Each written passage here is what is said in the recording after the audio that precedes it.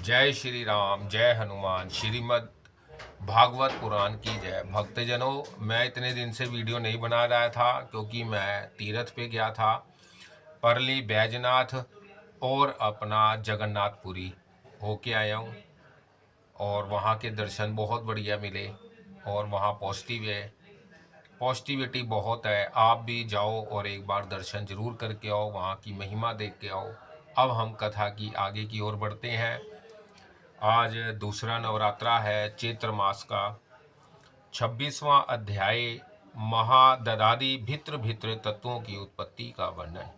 श्री भगवान ने कहा, माता जी, अब मैं तुम्हें प्राकृतिक आदि सब तत्वों के अलग अलग लक्षण कह बतलाता हूँ।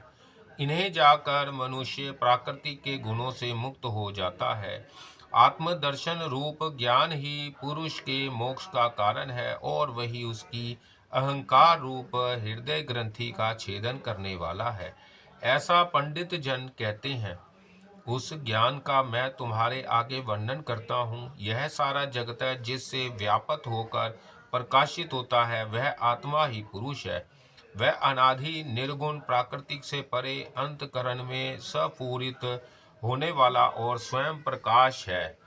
उस सर्वव्यापक पुरुष ने अपने पास लीला विलास पूर्वक आई हुई अव्यक्त और त्रिगुणात्मिक का वैष्णवी माया को स्वेच्छा से स्वीकार कर लिया।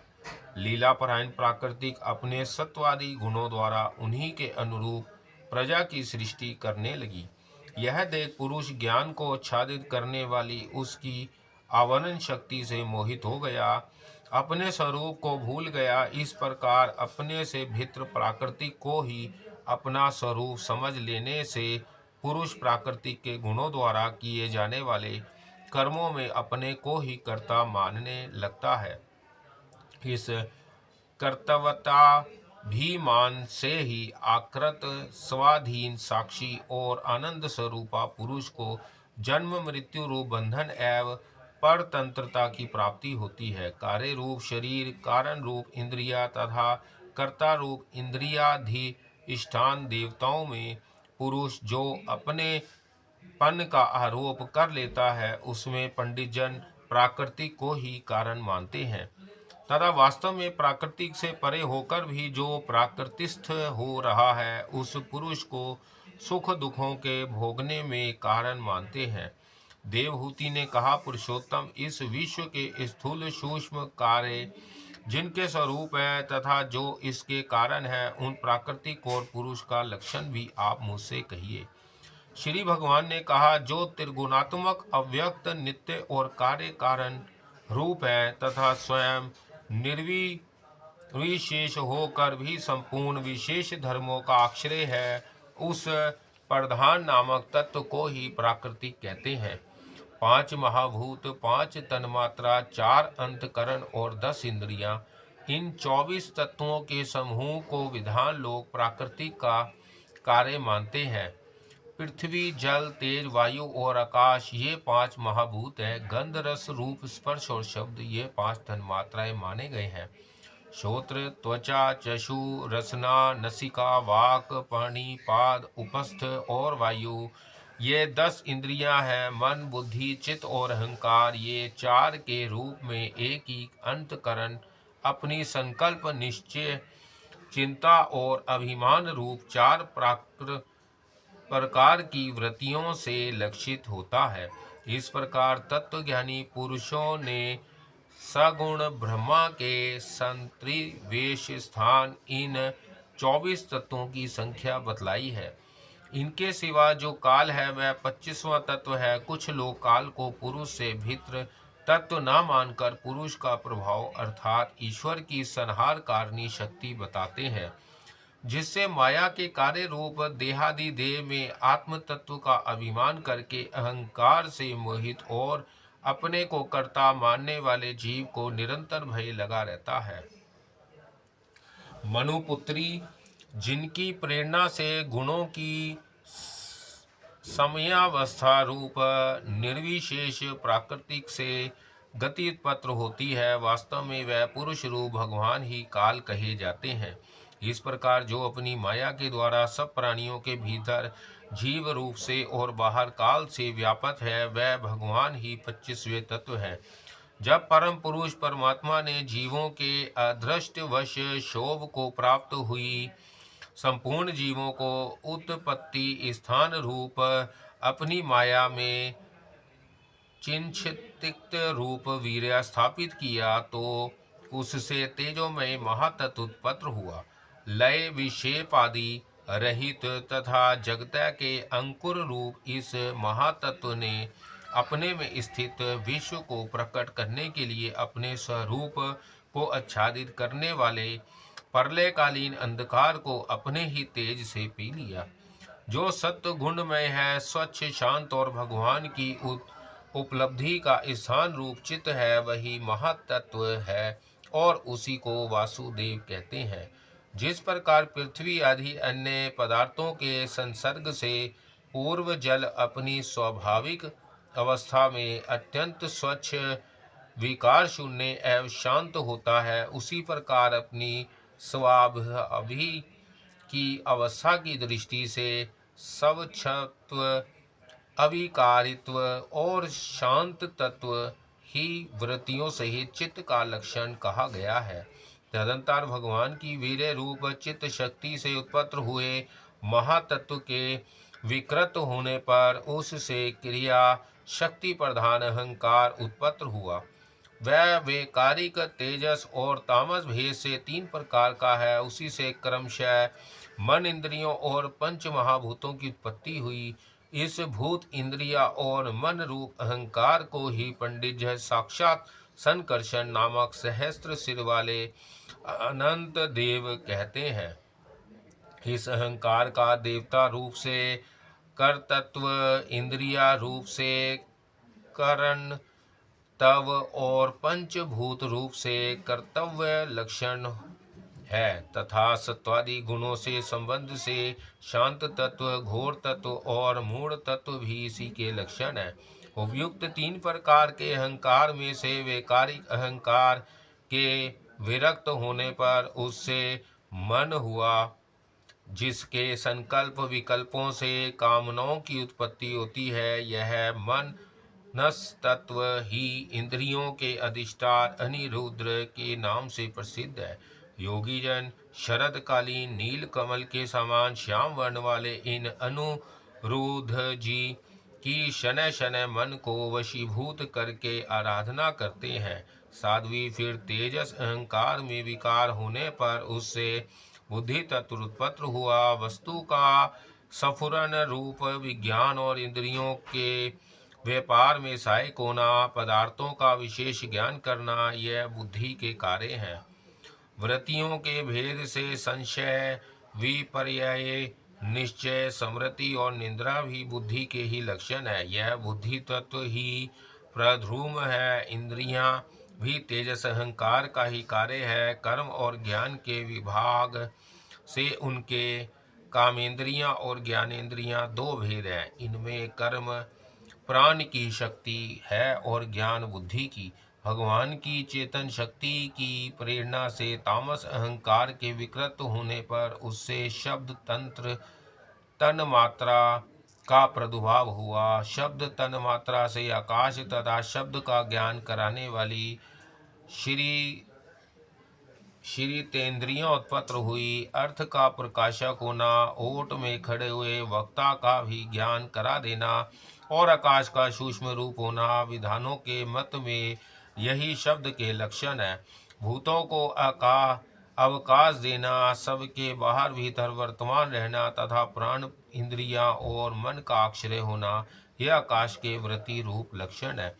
फिर शब्द तन मात्रा के कार्य आकाश में काल गति से विकार होने पर स्पर्श तन मात्रा हुआ और उससे वायु तथा स्पर्श का ग्रहण कराने वाली तव ग्रेंद्रियां उत्पन्न हुई। कोमलता, कठोरता, शीतलता और उष्णता तथा वायु का सूक्ष्म रूप होना, यह स्पर्श के लक्षण है। वृक्ष की शाखा आदि को हिलाना, तन आदि को इकट्ठा कर देना, सर्वत्र पहुँचना, गंध आदि युक्त द्रव्य को घ्राण आदि इंद्रियों के पास सदा शब्द को इंद्रियों के समीप ले जाना तथा समस्त इंद्रियों को कार्य शक्ति देना, ये वायु की वृत्तियों के लक्षण है। तदंतर देव की प्रेरणा से स्पर्श तन्मात्रा विशिष्ट वायु के विकृत होने पर उससे रूप तन्मात्रा हुआ तथा उससे तेज और रूप को उपलब्ध कराने वाली नेतेंद्रियां का प्रादुर्भाव हुआ। साध्वी वस्तु के आकार का बोध कराना, गौणा होना, द्रव्य के अंग रूप से प्रतीत होना, द्रव्य का जैसा आकार प्रकार और परिमाण आदि हो उसी रूप में उपलक्षित होना तथा तेज का स्वरूप भूत होना, यह सब रूप तन्मात्रा की वृत्तियां हैं। चमकना, पकाना, शीत को दूर करना, सुखाना, भूख प्यास पैदा करना और उनकी निवृत्ति के लिए भोजन एवं जलपान कराना, ये तेज की वृत्तियां हैं। फिर देव की प्रेरणा से रूप तन्मात्रा तेज के विकृत होने पर उससे रस तन्मात्रा हुआ और उससे जल तथा रस को ग्रहण कराने वाली रसेंद्रियां जिह्वा उत्पन्न हुई। रस अपने शुद्ध स्वरूप में एक ही है, किंतु अन्य भौतिक पदार्थों के सहयोग से वह कसैला, मीठा, तीखा, कड़वा, खट्टा और नमकीन आदि कई प्रकार का हो जाता है। गीला करना, मिट्टी आदि को पिंडाकार बना देना, तृप्त करना, जीवित रहना, रखना, प्यास बुझाना, पदार्थों को मृदु कर देना, ताप की निवृत्ति करना और कूप आदि में से निकाल लिए जाने पर भी वहाँ बार बार पुनः प्रकट हो जाना, ये जल की वृत्तियाँ हैं। इसके पश्चात देव प्रेरित रस स्वरूप जल के विकृत होने पर उससे गंध तन्मात्रा हुआ और उससे पृथ्वी तक गंध को ग्रहण कराने वाली घ्राणेन्द्रियां प्रकट हुई। गंध एक ही है, तथापि परस्पर मिले हुए द्रव्य भागों की न्यूनाधिकता से वह मिश्रित गंध दुर्गंध, सुगंध, मृदु, तीव्र और अम्ल आदि अनेक प्रकार का हो जाता है। प्रतिमादि रूप से ब्रह्मा की साकार भावना का आश्रय होना, जल आदि कारण तत्वों से भिन्न किसी दूसरे आश्रय की अपेक्षा किए बिना ही स्थित रहना, जल आदि अन्य पदार्थों को धारण करना, आकाश आदि का अवच्छेदक होना तथा परिमाण विशेष से संपूर्ण प्राणियों के गुणों को प्रकट करना, ये पृथ्वी के कार्य रूप लक्षण है।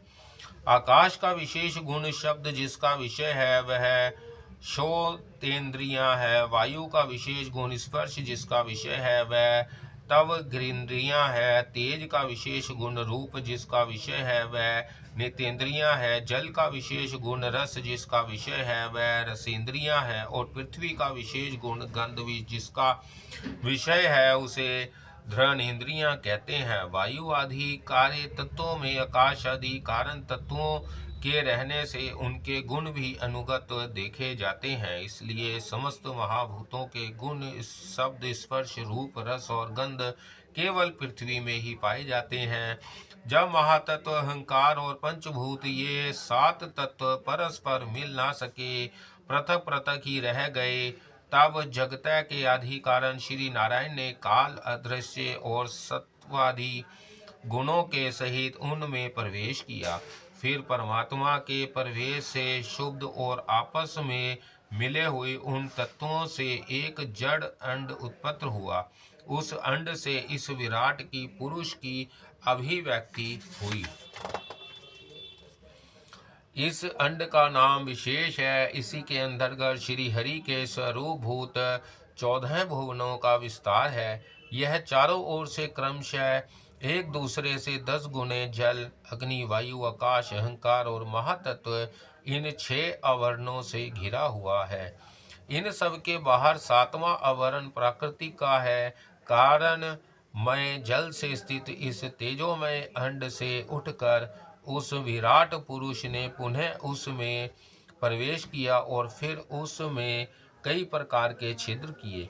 सबसे पहले उसमें मुख प्रकट हुआ, उससे वाक इंद्रियां और उसके अनंतर वाक का अधिष्ठाता अग्नि उत्पन्न हुई। फिर नाक के छिद्र नथुने प्रकट हुए, उनमें प्राण सहित घ्राणेन्द्रियां उत्पन्न हुई। घृणा के बाद उसका अधिष्ठा वायु उत्पन्न हुआ।